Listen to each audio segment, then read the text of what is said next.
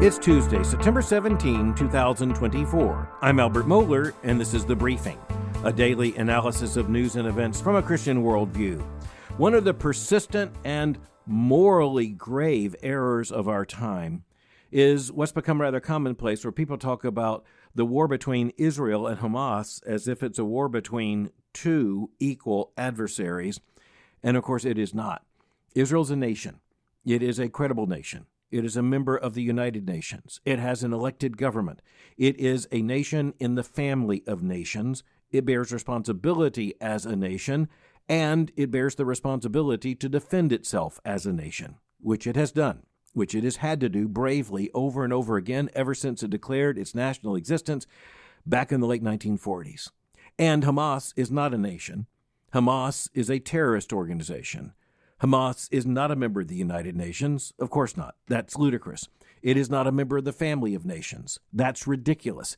It is a terrorist organization, which is the enemy of civilization. The family of nations is at least self-consciously the defender of civilization. Hamas is the enemy of civilization. Its avowed mission is to push Israel off of the map, to do whatever is necessary. And of course, we know this leads to terrorist strikes, most infamously the October 7, 2023 attack upon Israel that became one of the most deadly attacks upon Israel in the entirety of its national existence. And remember, it not only killed innocent people, it also took hostages. Hamas is a terrorist organization. Legitimate nations don't take hostages. Legitimate nations do not kill hostages, as happened just recently. And thus, the mainstream media sometimes confuses this by talking about the war between Israel and Hamas, peace efforts between Israel and Hamas, as if you're talking about two equal parties here. But it is true that Hamas is a reality, an all too deadly reality. It is a form of government. It has government authority in Gaza, and it has a lot of influence elsewhere in the Palestinian communities, even on the West Bank. It is tied to international terror systems and is known to be supported by Iran.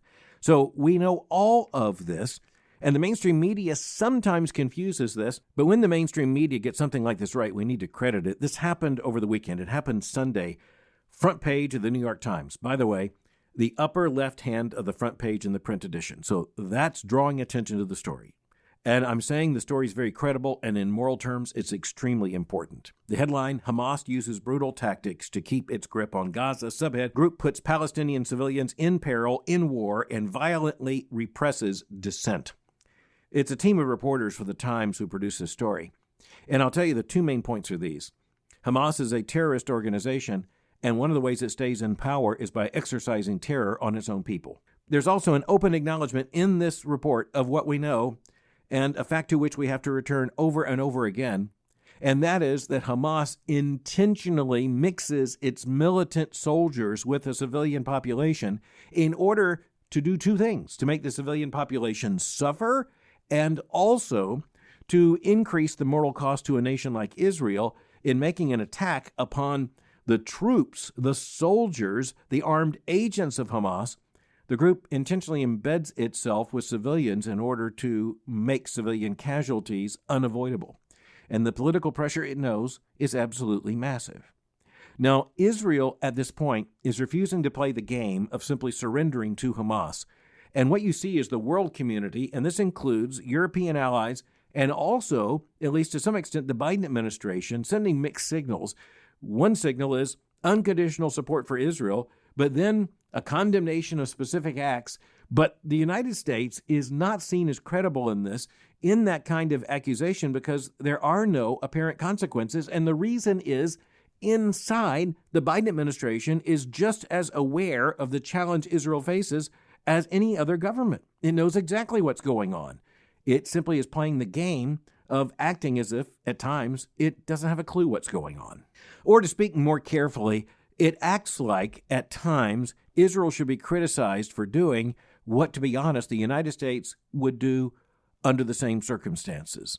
And that's a hard fact. It is a very hard fact. We live in a fallen world. We live in a sinful world where horrible things happen. And one of the horrible things that has happened is the emergence of Islamic terrorism, such as what takes the shape of Hamas.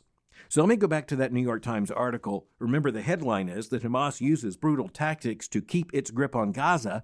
that's not primarily about efforts against Israel. That's primarily implying what Hamas does inside Gaza to maintain its grip on the government and power in the communities there. And the real victims of that are the Palestinian people. The Palestinian people who, by the way, have their lives endangered by Hamas embedding itself within civilian populations, but also the civilians who might protest Hamas, who find themselves under death threat or worse, precisely because they dare to thwart Hamas or to criticize Hamas. The article is filled with material about how Palestinians fear Hamas, and it's obvious they fear Hamas for good reason. There is also an acknowledgement in the first column of this article that the 6 Israeli hostages whose bodies were recovered last month, quote, provided a visceral reminder of Hamas's brutality. Listen to this, quote, each had been shot in the head. Some had other bullet wounds, suggesting they were shot while trying to escape, according to Israeli officials who reviewed the autopsy results. Quote, but Hamas also uses violence to maintain its control over Gaza's population, end quote. So this gets to one of the great worldview issues of the late 20th century. Now, it's not to say the issue is completely new, but it certainly rose in terms of the attention of people in Western countries, in the United States and among our allies, and among Christians, with the recognition that we face an entirely new shape of challenge in the rise of Islamic terrorism. And so if you talk about Islamic terrorism, say in 1954, it's assumed that that's something taking place in Islamic-dominated lands. That must be something going on in terms of an attempted coup in this Middle Eastern country or in this emirate, etc. If you talk about Arab terrorism, going back even into previous decades, it can be people who are saying, look, this is pushback against the British mandate or against imperial governments in much of the Middle East. If you go back before that, you can look at challenges faced by political realities such as the Russian Empire. Just think of the Muslim populations in the areas sometimes referred to as the stands. When you look to the south and when you look to the east of Imperial Russia, when you look to the southwest, you see some very significant challenges that were faced by the Russian Empire, or for that matter, faced by Russia sometimes even now when it comes to Islamic terrorism. That's a very live prospect in many Russian cities right now. But as you go to the end of the 20th century, you look at America coming to the dawning, sometimes the shocking realization that Islamic terrorism is very real. And a part of this came with the taking of the American hostages in Iran during the Jimmy Carter administration. But then, of course, we just marked the anniversary of the 9/11 attacks that took place in New York City and in Washington, D.C., and that included the plane that was also crashed in rural Pennsylvania. And it's because they were all a part of a concerted plan by the Islamist group Al-Qaeda to inflict maximum damage on the United States of America. And so this is a real issue. It is a live issue. And as you're talking about Hamas, we just need to update our understanding of these issues because Hamas is an updated version of this threat. There's a series of sentences in this article in which I think we see a major American media source trying to deal with this kind of issue straightforwardly. So I just want to read it as it's written. Quote, much international attention is focused on Israeli hurdles to delivering aid to Palestinians, its military operations that have killed tens of thousands of people, and a bombing campaign that has reduced cities to rubble. American officials have repeatedly expressed deep frustration with Israel for those failures too, as well as for not providing basic security in the territory. But this section continues, quote, but the reality of the war, according to U.S. officials, is that the Israeli military and Hamas carry out questionable acts nearly every day. Many of the reports reviewed by American intelligence analysts involve Israeli actions, military strikes that kill large numbers of civilians, errant attacks on aid convoys, or other deadly incidents. But a large number of reports involve Hamas, both in its acts of terrorism against hostages and its abuses of Palestinians, end quote. So one of the things I think you note there, even when I'm saying I think they're trying to get at saying truth in both of these arenas, the fact is that they can document what goes on in terms of Israeli responsibility to a much greater extent than they're able to document what Hamas is doing, but they know Hamas is doing it.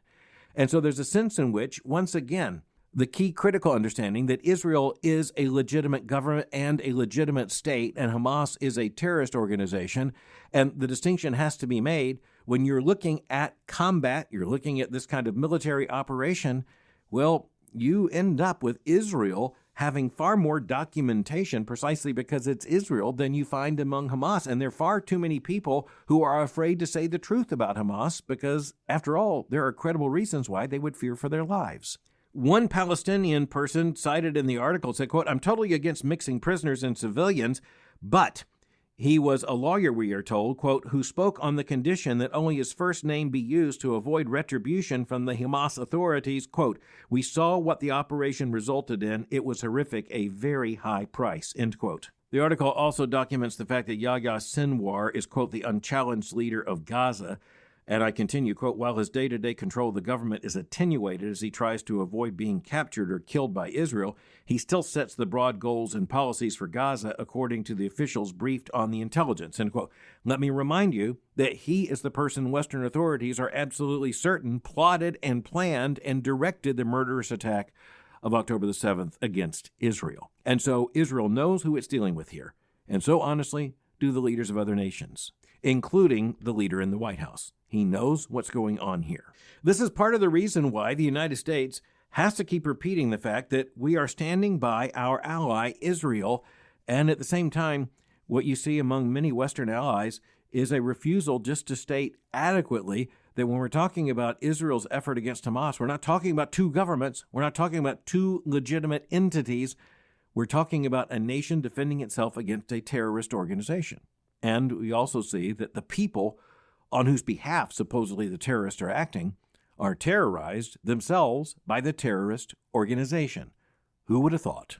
Okay, well, now I need to come back to the United States, and I want to return to an issue that has not received adequate attention in terms of the American presidential election. And there have been statements made about what President Trump would do, the former president, if he were to be elected president again. And the former president has been more generalized than clear in some of these policy proposals, but he has made some clear statements that are in very short sentences. And one of them is that he says he wants to abolish the United States Department of Education. And so there are many people in the media, there are many people in the political class and the commentary class who have said this is a radical idea. We've never heard anything like this before. It's absolute insanity to say we should get rid of a federal department. But I want to say there's a lot of good reason why you would get rid of the Department of Education. And I also want to say there's a lot of clarification that needs to be brought to this. And I could just wish that former President Trump followed up on that statement about what he would want to see happen by explaining how he would make it happen. I'm also old enough to remember that he is not the first Republican presidential nominee to make such a pledge or to announce such an ambition. The very first Republican nominee after the creation of the Department of Education also campaigned on the call to abolish the U.S. Department of Education. That nominee's name was Ronald Reagan, and he was successful in his candidacy in 1980, won in a landslide against Jimmy Carter, who's the president who brought into being the Department of Education in the 1970s, and the story behind that is worth recounting. So, how did the United States government operate before there was a Department of Education? Well, it operated, less expansively than it does now. You probably figured that out. But it is also clear that the federal government didn't start out with a mandate for education at all. This was something left to the states, and even in the states, left to most local communities. Even now, the vast majority of policy decisions, at least it is claimed, are made at the state and local level, not at the federal level. But as you might expect, there's more to this than meets the eye. So why did there appear a Department of Education in the United States government in the late 1970s? Well, it is because Jimmy Carter, when he was running for office in 1976, he was running for the White House, he made the pledge to a meeting of teachers, in particular to teachers' unions who were pressing for a Department of Education, because there is one thing that a group as liberal as these teachers' unions want, and that is a federal department to further their liberalism. And that's precisely, largely why the Department of Education exists.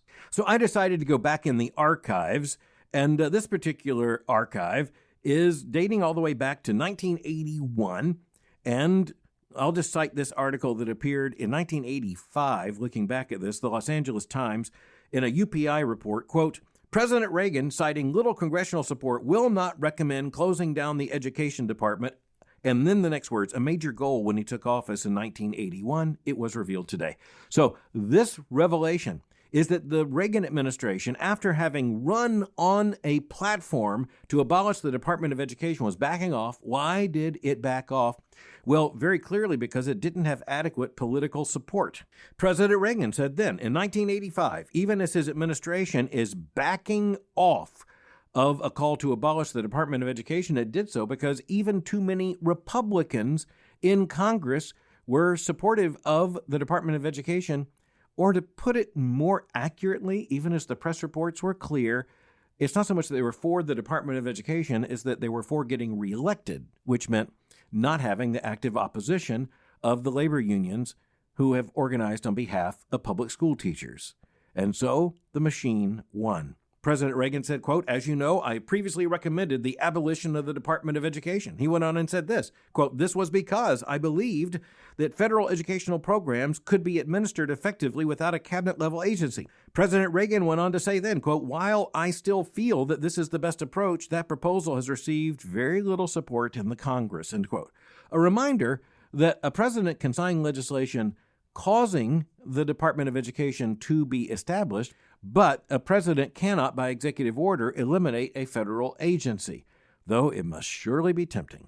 Well, there's a story behind why there was a Department of Education. As I said, the teachers' unions wanted it, but what they really wanted was more federal control over education at the state level and at the local level. What they also wanted was a lot more federal spending. If you can have a federal department with a cabinet secretary, a U.S. Secretary of Education, you can contend for a lot more funding, and that's exactly what they've been doing for decades. But, as I said, this was a pledge that candidate Jimmy Carter made when he was running for president in 1976. He actually followed through with the pledge.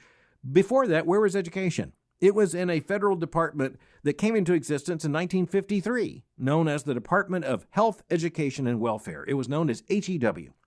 And so you had a cabinet secretary who was the cabinet director, the Secretary of Health, Education, and Welfare. But education was taken out. By the way, the Department of Health, Education, and Welfare did not want education to be taken out, but it was. And ever since 1979, by the action of the Congress, signed legislation by President Jimmy Carter, the Department of Education came into existence in 1979. Since then, we've had it. Even President Reagan couldn't get rid of it. Former President Donald Trump says he wants to get rid of it. I want to say, I wish he would get rid of it. I wish he could get rid of it. But it's sort of like a virus. Getting rid of it's a lot easier to say than to accomplish. One of the reasons why the Department of Education has become so dangerous is that it issues regulations. It issues advisories. It issues warning. It issues policies having to do with issues such as LGBTQ. And right now, of course, the Biden administration, through the Department of Education, has been trying to force through Title IX policies related to transgender students in the schools. And the federal mandate here is what makes it most dangerous. Local control is a much better system. And let's also understand that local control has to do with the fact that the vast majority of funding still comes from the local level. It is still controlled by local and state authorities. But just in case you were wondering what else the Department of Education is up to, about 70% of its budget is directed towards higher education. And most importantly, or let's just say most significantly, in terms of student aid programs. And now at the same time, you had reports coming out over the weekend that an unprecedented number of those who have taken out federal student loans, guess what, aren't paying them. You also have an incumbent president of the United States, Joe Biden, who's been trying to wipe out student loans. And remember, not only is this grossly unfair to the taxpayer, it's grossly unfair in this sense to the taxpayers who took out those loans and actually paid them back. Now, there are situations in which those in hardship can have their loans dealt with in various ways. But when you're looking at the messaging coming from the Democratic Party right now, it's basically take out the loans and you're not going to have to repay them. By the way, the big beneficiary of that is not the people taking out the loans. I want to be very clear about that. The students aren't the big beneficiary of all of this federal funding. Rather, it's the institutions that receive those monies, and their institutions have become radically bloated over decades, sometimes simply in the competition to keep up with the attractiveness to students who are borrowing money in order to pay those fees. It's a vicious cycle. It's a very unhealthy cycle. It's also interesting to note that as Dana Goldstein of the Times reflects, quote, opposition to the Department of Education is today associated with Republicans, but the agency began its life with fierce opposition on both sides of the aisle. So both Democrats and Republicans were quite concerned about the development of a Department of Education. And it's also very interesting that you had liberals, at least some liberals, who were opposed to the establishment of a Department of Education because they thought education really did belong with health and welfare in the Department of Health, Education, and Welfare. But nonetheless, the left is really adamantly opposed to any change in the system now, and that's because here's another lesson in a fallen world. Bureaucracies become self-referential. Bureaucracies become very self-directed. I'm not saying that there are no honorable people working in these federal agencies. Of course, that's not what I'm saying. I am saying that the Leviathan of an expanding administrative state is not only strangling the federal budget. Granted, entitlement programs are the biggest part of that, but that comes out of the administrative state as well. But even as the administrative state is strangling the nation when it comes to procedures and policies and, for that matter, economic impact, it is also increasingly always self-referential and under the control of the political left. And that is because people committed to more leftist ideologies are far more likely to want to work for such agencies and to be hired in such agencies. Or to put the matter another way, you're probably not going to get a job in the Department of Education if in the interview process, if you were lucky enough to get an interview, you said, I really don't believe in the Department of Education. I believe the federal government should not be involved in these issues. Well, guess what? I'm just going to predict you're not going to get the job. But let's just remind ourselves of what I said. Even President Reagan wasn't able to kill the Department of Education. And it's unclear right now what kind of priority this would have in a second Trump administration. But I want to say, whether he recognizes it or not, the former president is on to something big here. And I think if he actually talked about it and explained it, as on so many other issues, he would advance in terms of making his case to the American people. What we need is a presidential candidate who will make the case on these issues, because I think we still have a significant number of Americans who care about such things and would be persuaded by such arguments. But okay, as we come to a conclusion, let's just remind ourselves that giant headline news really was made in recent days with a private industry space mission which simply extended the envelope of safe travel in outer space and included a spacewalk with the entire enterprise undertaken by private industry, in this case a division of SpaceX. And you had people who, by the way, invested a lot of their own money in terms of this particular mission, who, using newly developed spacesuits and, of course, newly developed space vehicles undertaken in private industry, actually went further than NASA has gone in manned spaceflight in a very, very long time. It also reminds us once again of the human scale that became such a shocking awareness to Americans back during the Apollo mission, when all of a sudden there was a vision of planet Earth from the realm of outer space. And even as the spacewalk took place just days ago, it did so with the image of planet Earth in the background, with Australia and New Zealand very clearly visible, beautifully visible. This is a real world. This is a real creation. It has a real glory that it reveals. But the glory, of course, is not the glory of planet Earth. It is the glory of the Creator. That acknowledgement was missing from all the news reports. But if you saw that image, I hope you had that impression. Only God could create something like this, and He did to His glory. And human beings get to see that glory now in a way that in previous centuries it would have been unimaginable. We are the first in terms of those living over the last several decades who've been able to look not only from Earth to the cosmos, but from outer space at Earth. And of course, that experience should bring us not only wonder, but a bit of humility, which is also a good thing, however it comes. Thanks for listening to The Briefing. For more information, go to my website at albertmohler.com. You can follow me on Twitter or X by going to twitter.com/Albert Mohler. For information on the Southern Baptist Theological Seminary, go to spts.edu. For information on Boyce College, just go to boycecollege.com. Today I'm in Nashville, Tennessee, and I'll meet you again tomorrow for The Briefing.